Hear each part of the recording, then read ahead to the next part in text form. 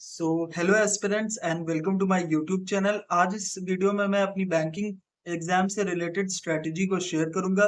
किस तरीके से मैंने एसएससी एग्जाम्स और बैंकिंग एग्जाम्स को साइमल्टेनियसली टारगेट करा और अभी तक ऑल्दो मुझे एसएससी एग्जाम्स में कुछ सक्सेसफुल रिजल्ट नहीं मिला है, फिर भी I am still hustling for it और मे बी आगे कुछ अच्छा होगा।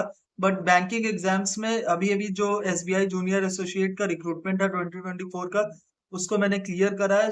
थोड़ी बहुत जो भी मेरी स्ट्रैटेजी रही है या जिस तरीके से मैंने सब्जेक्ट्स को टारगेट करा है, उसे मैं इस वीडियो में कट शॉर्ट करके आपसे शेयर करने की कोशिश करूंगा। बहुत सारे मुझे कमेंट्स आ रहे थे मेरे रिजल्ट के बाद कि क्या आपकी स्ट्रैटेजी रही है, सब्जेक्ट वाइज कैसे आपने टारगेट करा है। उन सब बातों को मैं यहाँ पर डिस्कस करूंगा। देखो, मैं दोनों ही एग्जाम्स की प्रिपरेशन कर रहा हूँ, एसएससी और बैंकिंग। और जो भी बिगिनर एस्पिरेंट्स है या जो ऐसा सोचते हैं कि मैं किसी एक पर्टिकुलर एग्जाम को ही टारगेट करूंगा, फॉर एग्जांपल एसएससी। एसएससी में भी बहुत सारे एग्जाम्स है, एसएससी सीएचएसएल 12th लेवल पे, एसएससी एमटीएस 10th लेवल पे, एसएससी सीजीएल जो सबसे फेमस जो आपका एग्जाम होता है आफ्टर ग्रेजुएशन। तो इस तरीके से आपको सिलेक्शन पोस्ट के जो एग्जाम्स होते हैं, इस तरीके से आपको ओवरऑल एक साल में 5 से 6 एग्जाम्स देने का मौका मिलता है। तो अगर आप पर्टिकुलरली एसएससी को भी टारगेट कर रहे हैं तो उसको भी आप डेडिकेटेड तरीके से करके आप उसमें से किसी भी एक एग्जाम में अपना सिलेक्शन ले सकते हैं। और रही बात बैंकिंग एग्जाम्स की, तो अगेन उसमें भी 5-6 आपको मौके मिलते हैं एक साल में। IBPS PO, IBPS clerical, RRB PO, RRB clerical, day after आपका एसबीआई पीओ, एसबीआई क्लरिकल। और इसके अलावा कुछ रेगुलेटरी बॉडीज के लिए भी आप एलिजिबल हो जाते हो। तो या कुछ अलग बॉडीज जैसे आरबीआई असिस्टेंट के एग्जाम, एलआईसी के जो भी एग्जाम्स होते हैं, उसमें भी बैंकिंग के ही पैटर्न पे आता है। तो काफी सारी चीजें, आप काफी एग्जाम्स केवल बैंकिंग का पढ़ के भी आप दे सकते हो। तो ऐसा जरूरी नहीं है कि आपको साथ में ही प्रिपरेशन करनी चाहिए, लेकिन अगर आप देख रहे हो कि आपका एसएससी में नहीं हो रहा है या फिर कुछ प्रॉब्लम रह रही है, ये आप केवल सीजीएल को ही टारगेट करना चाहते हो, तो आप साथ में बैंकिंग की भी प्रिपरेशन कर सकते हो। या बैंक में अगर आपको प्रॉब्लम हो रही है लेकिन आपका जो बैकग्राउंड है वो ह्यूमैनिटीज का रहा है, या कहीं आपको उतना ज्यादा इकोनॉमिक्स, हिस्ट्री या इस तरीके से जीके पढ़ने में उतना प्रॉब्लम नहीं है, और जो आपका एलजेब्रा वगैरह है यानी जो आपकी एडवांस मैथ है उसमें अगर आपको प्रॉब्लम नहीं है, तो आप बैंक के साथ में एसएससी की भी प्रिपरेशन कर सकते हो। मैं ना, मेरे दोनों बेनिफिट्स रहे हैं। मेरा जो 12th है वो मेरा पीसीएम से हुआ है, तो मैथ्स का भी मेरा बैकग्राउंड रहा है। और जो मैंने ग्रेजुएशन है वो मैंने नोइंगली, सॉरी अपने विलिंगली ही मैंने उसे ह्यूमैनिटीज से करा, क्योंकि मुझे थोड़ा सा सिविल सर्विसेज की तरफ या फिर सीजीएल जैसे ही एग्जाम्स की तरफ मूव करना था आगे फ्यूचर में। तो अच्छा, अब मैं बात करूंगा अपनी बैंकिंग एग्जाम्स की स्ट्रेटेजी। देखो, अगर आप ये वीडियो देख रहे हो और आपका इस बार का जो रिक्रूटमेंट था उसमें आपके 2 नंबर 4 नंबर से आप अगर रह गए हो, इवन 10 नंबर से भी अगर आप रह गए हो, सो फ्रैंकली स्पीकिंग आपको किसी की भी स्ट्रेटेजी वीडियो देखने की, किसी भी यूट्यूबर की, किसी भी दूसरे बच्चे की, आपको उतनी कोई नीड नहीं है। आई थिंक आपको अपनी प्रैक्टिस को ही इनहेंस करते रहना चाहिए। अपनी ही जो आपकी स्ट्रेटेजी है उस पर ही आपको काम करना चाहिए, एंड उसी को लेकर के आप ये जो 2025 के रिक्रूटमेंट है उसको आप जरूर उसमें कोई ना कोई एग्जाम को क्लियर कर लोगे। ये वीडियो उन बच्चों के लिए जो एकदम बिगनर है या जिनका एक अटेम्प्ट हुआ है लेकिन फिर भी वो जो है उनके मार्क्स उतने अच्छे नहीं आ रहे हैं, या वो काफी ज्यादा पीछे रह जा रहे हैं बाकी बच्चों से, तो उनके लिए मैं ये वीडियो बना रहा हूँ कि वो कैसे अपनी स्ट्रेटेजी को थोड़ा सा बेटर कर सकते हैं। सब्जेक्ट वाइज हम लोग देखेंगे। देखो, 4 सब्जेक्ट्स जो आपके मेंस में आते हैं, प्रीलिम्स में मैथ्स या तो 3 आते हैं, या तो आपका जो आरआरबी होता है उसमें केवल और केवल मैथ्स और रीजनिंग आती है। सबसे पहले स्टार्ट करूंगा मैं मैथ्स से ही। मैथ्स मेरी बिल्कुल एवरेज रही है। ये ऐसा नहीं है कि मुझे मैथ्स नहीं आती है या मुझे क्वेश्चन के कंसेप्ट्स नहीं आते, बट जब जो स्पीड वाला जो चीज रहती है कि बहुत फास्ट जिसको सॉल्व करना है, तो उसमें हमेशा से ही मुझे प्रॉब्लम रही है। प्रीलिम्स में मेरे साथ कई बार गड़बड़ हुई है ये मैथ्स को लेके। यहाँ पर मैं सिर्फ बैंकिंग की बात कर रहा हूँ। बैंकिंग में जो आपकी स्पीड मैथ्स आती है वो सब तो सारे लोग बेसिक कर लेते हैं। फिर जो अर्थमेटिक वगैरह आती है उसके कंसेप्ट्स मेरे क्लियर है, लेकिन मेथड्स जो मैं यूज करता हूँ उसकी वजह से बहुत ज्यादा टाइम लग जाता था। तो उसको मैंने किस तरीके से इम्प्रूव करा, अगेन अगर आपके कंसेप्ट क्लियर है तो आप नए नए मेथड्स को एक्सप्लोर कर सकते हो। जो शॉर्टकट्स जो टीचर्स पढ़ाते हैं उसमें कोई बुराई नहीं है। अगर देखो, अगर आप एग्जाम में बैठे हो और आप शॉर्टकट लगा रहे हो और वो नहीं लगा आपका, लेकिन कंसेप्ट क्लियर है, तो आप लॉन्ग मेथड से भी उसको एट दी एंड कर ही लोगे एग्जाम में। लेकिन अगर आपका शॉर्टकट लग जाता है तो आपका टाइम थोड़ा सेव होगा। आपके पास अगर नए मेथड्स है तो आप उससे एग्जाम में थोड़ा सा बेटर कर पाओगे। इस बार मेंस के लिए मैंने क्या किया कि मैंने ज्यादा से ज्यादा डीआई पर फोकस करा, और जो स्कोरिंग टॉपिक्स थे उनको ज्यादा ध्यान दिया। अर्थमेटिक को मैंने ऑलरेडी ये स्ट्रेटेजी बना ली थी कि मैं बहुत ज्यादा अर्थमेटिक पे इन्वेस्ट नहीं करूंगा, या फिर अर्थमेटिक एक अगर जो बेसिक क्वेश्चंस होंगे जैसे एजेस के होते हैं या फिर रेशियो से रिलेटेड या पार्टनरशिप के जो फेमस वाले पैटर्न्स होते हैं, वो सब अगर आते हैं मेंस में या इवन प्रीलिम्स में, तभी मैं उन्हें अटेम्प्ट करूंगा।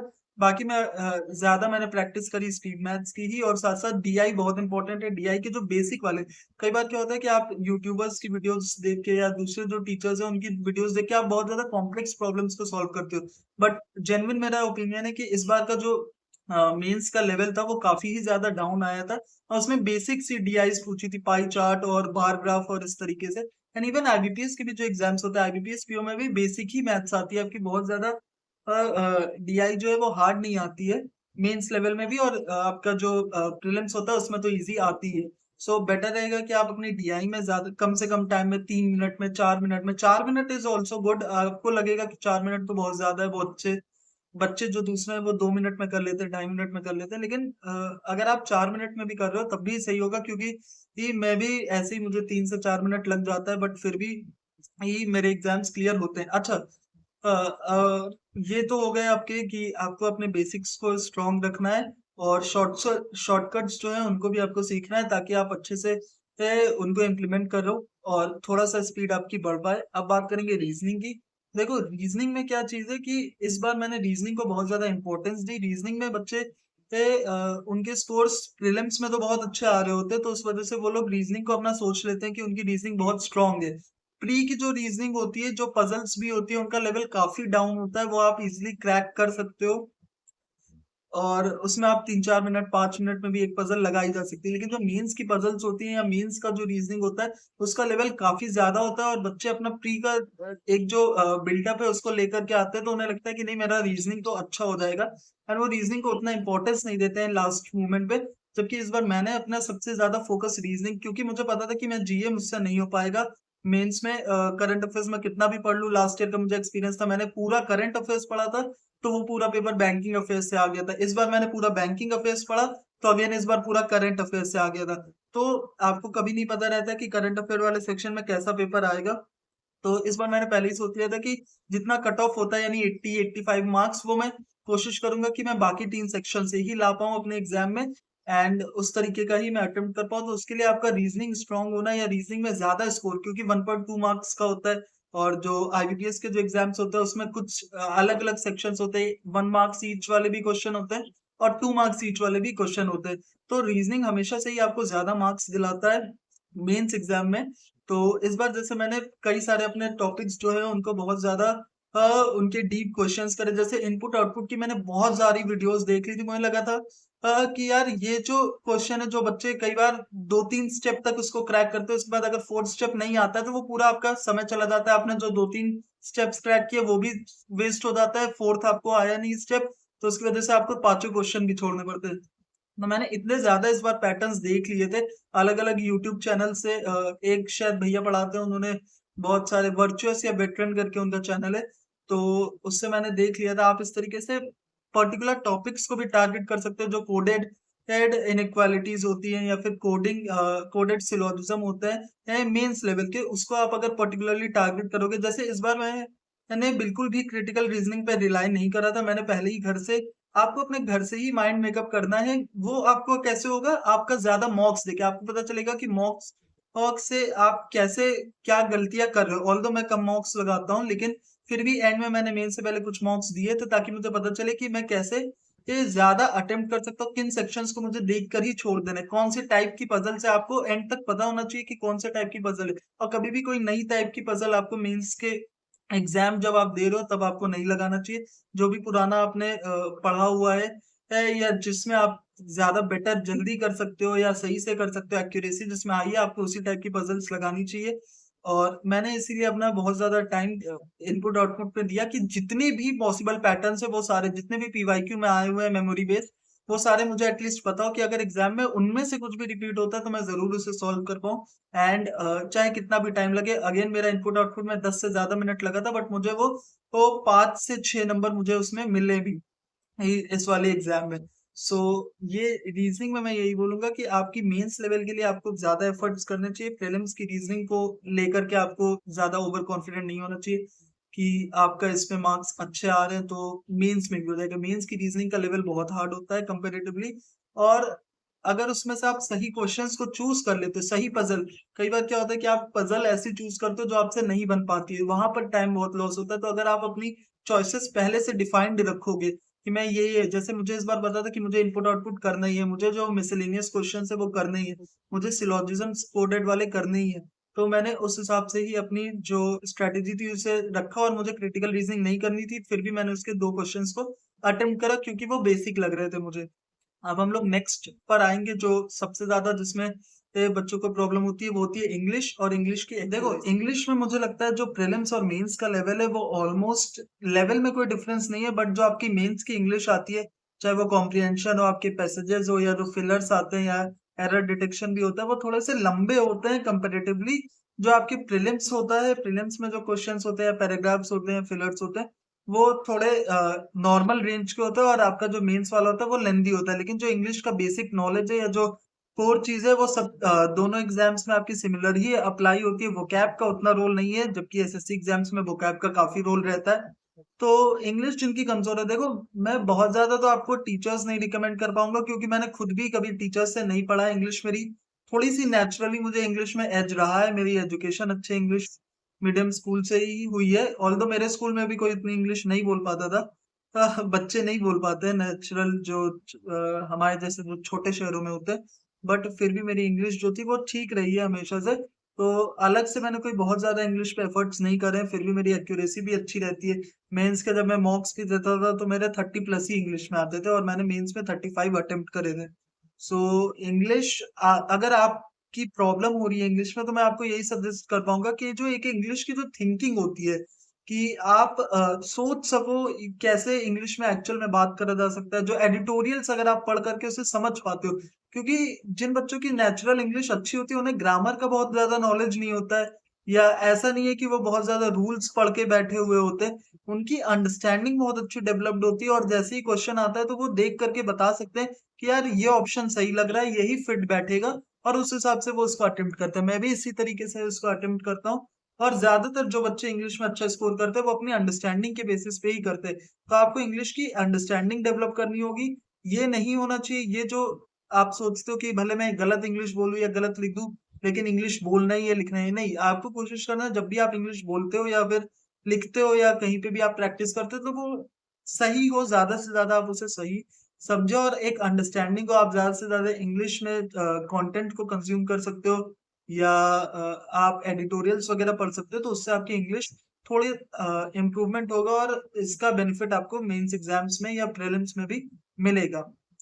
लास्ट में बात करूंगा हमारे करंट अफेयर्स की, या जो आपका जीए वाला सेक्शन होता है। मैंने बहुत ज्यादा इस बार जीए पर फोकस ही नहीं करा क्योंकि मुझे पता था कि लास्ट ईयर बहुत ज्यादा 6 मंथ का भी पढ़ने के बाद आपकी कोई गारंटी नहीं रहती है कि, इवन एसएससी में भी कोई गारंटी नहीं रहती है कि जो आप पढ़ रहे हो, लूसेंट पढ़ रहे हो, या जो भी आप पूरा कवर कर रहे हो उसी से क्वेश्चन आएगा। और बैंकिंग में भी अब कई हद तक यही हो गया कि कभी बैंकिंग अफेयर्स आ जाता है, कभी करंट अफेयर्स आ जाता है।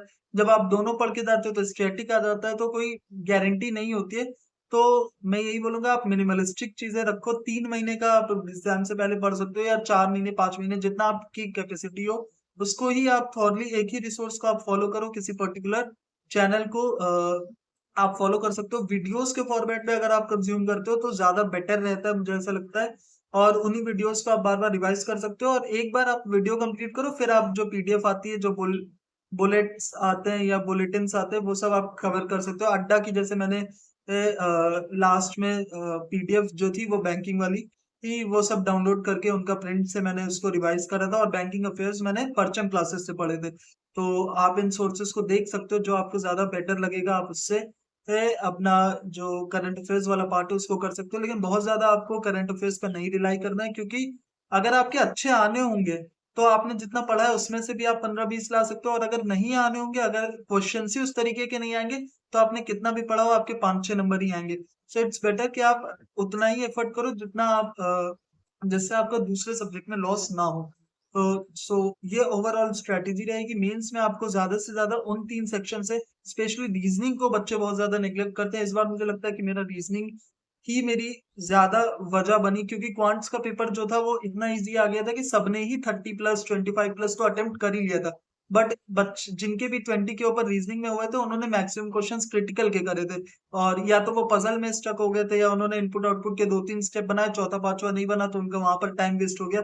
इस तरीके से उनके साथ प्रॉब्लम्स हुई है थे। और मैंने लेकिन क्रिटिकल उतना नहीं अटेम्प्ट करा था। मैंने स्टार्टिंग से ही सोच के गया था मैं घर से कि मैं ज्यादा से ज्यादा पजल्स करूंगा, ज्यादा से ज्यादा जो एक्चुअल स्कोर सॉलिड जो नंबर मिलते हैं उनको मैं ज्यादा ध्यान दूंगा। सो वहां पर थोड़ा सा मेरी स्ट्रेटेजी वर्क कर गई है। सबके लिए पर्सन टू पर्सन अलग होती है। किसी की एक्चुअल में रीजनिंग बहुत अच्छी होती है, मेंस लेवल में भी बहुत अच्छी होती है, तो उन्हें अपने मैथ्स पर या वो इंग्लिश पे अपना टाइम या इवन करंट अफेयर्स पे अपना टाइम इन्वेस्ट कर सकते हैं। लेकिन जिसकी रीजनिंग जो है वो अगर केवल प्रीलिम्स भर की आपकी अच्छी है, आपको लगता है मैं 30 प्लस ले आता हूँ, लेकिन मेंस में उतना अच्छा नहीं हो पाता है, तो आपको मेंस की रीजनिंग पे ज्यादा ध्यान देना चाहिए। मेंस में अगर आप रुक रहे हो कुछ नंबरों से, तो मुझे लगता है आपको रीजनिंग पे बहुत एफर्ट्स करने चाहिए। और जो मैथ वाला पार्ट है उसमें आपको डीआई और जो सॉलिड जो क्वेश्चंस जल्दी हो जाते हैं उन पे आपको ज्यादा ध्यान देना चाहिए। सो ये मेरी स्ट्रेटेजी थी बिगिनर्स के लिए, या फिर उनके लिए जो रिपीटर तो है लेकिन स्टिल उनका काफी ज्यादा मार्जिन से अभी भी बैंक के एग्जाम्स रह जा रहे हैं। Thank you.